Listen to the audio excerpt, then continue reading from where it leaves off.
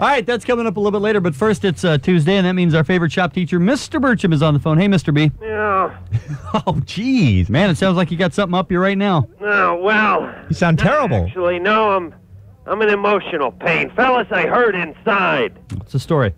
Well, my wife went to stay with her sister. No big surprise there, though, really, is it? Well, that's common, though. A lot of sisters are close, and they'll get together for a few days a year. she lives in Nebraska.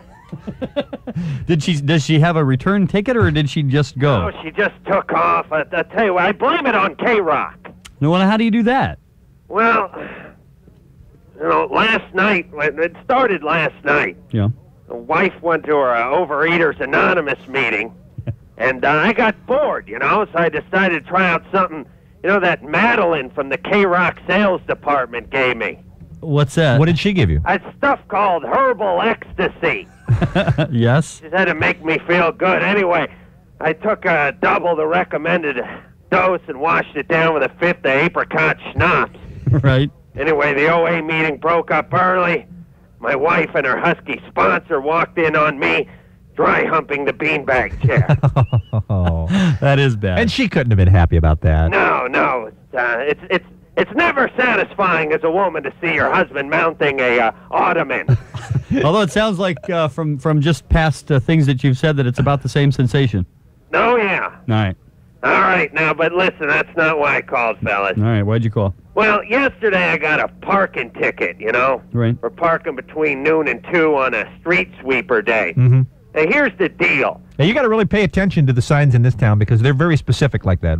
I know. Hey, it's ludicrous, though, because I parked at 1:45. It was after the street cleaner had already made its pass, and the bastards wrote me up anyway. They don't care about that, huh? They just didn't want to see you there before 2. Well, first of all, who decides these street sweepers need a 2-hour window? Get these flunkies on some kind of schedule. For Christ's sake, it's not like they're piloting the shuttle. They're driving a broom. It's a big broom. Yeah, it is. I'm telling you, these parking enforcement guys are carbuncles on the ass of society. I cursed them in the Chevette they rode in on.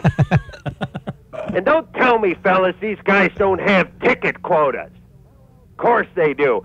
How else do you explain a city employee actually doing his job? That's a good point. question. Yeah. You know damn well if they didn't have these quotas, these guys would be sitting in the car with the engine running, smoking and eating donuts all day. Yeah.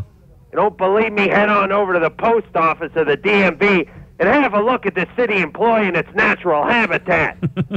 Guys are moving like sloths on a hot day. No quotas there, my friend. Yeah. Now, I know a lot of the listeners are saying, Mr. Birchum, leave them alone. They're just doing their job. Well, maybe they're right. And maybe we shouldn't have gone after these Nazi war criminals. After all, they were just following orders. What about this Tex Watkins? He was only doing what Manson told him to do. What about that nice lad, David Berkowitz? Isn't it his dog who we should blame? After all, it was the dog that told him to kill. These people deserve as much crap as we can dish out. No. I say we get rid of all of them, and we go back to parking enforcement the way it used to be. Old lesbians on 3-wheel Harleys. Yeah. All right, fellas. You had a lot to get off your chest today. Well, it's $330 for a handicap ticket. You got one of those too? I got one last week. I'm going to hobble myself just to get into court. Listen, good luck with Mrs. B. I hope she turns up. Oh, yeah, she'll be back. How could she not? You're such a catch. All right, right. Mr. Birchum, thanks. Yeah. Talk to you Bye-bye. later.